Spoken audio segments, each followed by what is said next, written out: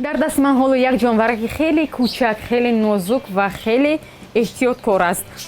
чашмони майдача ва сурх ба андозаи муҳрача дорад. биёед бубинем кадом ҷонвар аст. ҷонваре ки солашро мо имсол интизорем.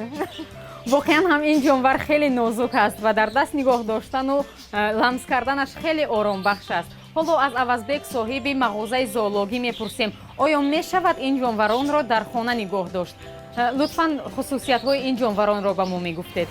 این خصوصیتی که هر کس با در زندگی هر چی مخلوق میشه یا خدا با موشک یا خدا با یگان حیوانات دیگر لیکن موشک‌های سفید خصوصیتی چیزی دارد که عصب آرام کنه با دست نگرفته بازی کرده 5 دقیقه ماندن با نگاه کنی حیاتی و یا خیلی زندگی میبرن و یا این در حیاتی که از همه عمر کم زندگی حیوانات ها که این موشک‌های سفید و دیگر حیوانات های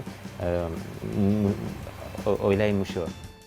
авазбек инчунин гуфт ки чунин ҳайвонотро бемушкил дар хона нигаҳдорӣ кардан мумкин аст. барои онҳо сарфи зиёд лозим нест ва нигаҳбонияшон мушкилӣ надорад. мешавад инҳоро дар хона нигоҳ дошт кардем. бояд шарти ки буда ки аз бояд ақлаш ки кор фармояд, барои ки ин одам арзоб диҳад ёки сахт ҷиқед ягон ҷош кард газиданаш мумкин аст. агар ки бо оромӣ бо тапида даст ба бозӣ кунед ягон зарари надорад. инсонияти одам ба зарар намерасонад. инчунин шумораи ин хояндаҳо дар муддати кӯтоҳ бештар мешаванд. дар 3 ҳафта як бор аз 5 то 8 сар наслашон меафзояд. ҳар муш хусусияти худро дорад, аммо дар маҷмӯъ ин ҷонварон дорои хислатҳои хеле хубе ҳастанд. зиндагии ино хеле бо завқ аст. чӣ ба бо завқ аст? як хӯрок оилавӣ мехӯранд, якдигарашон дуздӣ нест. дуюмаш кай ки якта оила таваллуд мекунад, дигар оила вай ба ёрдам метиҳад.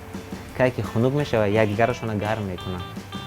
ин хусусияте ки бо ҳаст ки инсоният бо оилаи худаш ҳамин давр болин меҳр мондан ба. ташаккури зиёд авазбек барои суҳбати хеле ҷолиб ва ба назари ман одамоне ҳастанд ки ҳанӯз бовар доранд ки мушҳо хеле ҷонварони зиёнкор ҳастанд, аммо аз суҳбат ба мо маълум шуд ки ин мушҳо хислатҳои хубе ҳам доранд ки мо одамон низ метавонем аз онҳо ибрат гирем. бо фарорасии соли муш шуморо бинандагони азизи радиои озодӣ табрику таҳният мегӯям.